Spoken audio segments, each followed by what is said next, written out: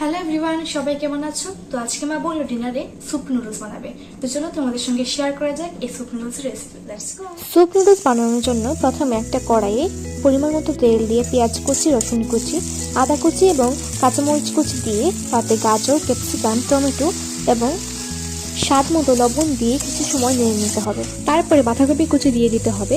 আবারও ভালো করে নেড়ে দিয়ে দিতে হবে সয়া সস এবং টমেটো সস। তারপরে পরিমাণ মতো পানি দিয়ে দিতে হবে।